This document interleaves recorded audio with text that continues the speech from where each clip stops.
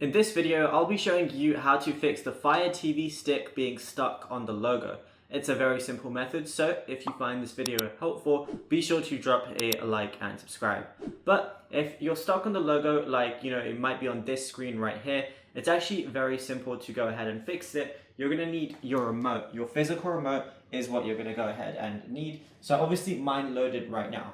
But let's say yours didn't. Get your remote. What you want to do is hold and long press your pause button. So you pause and play, and then your middle button, your select button together. Hold it down together for about 10 seconds.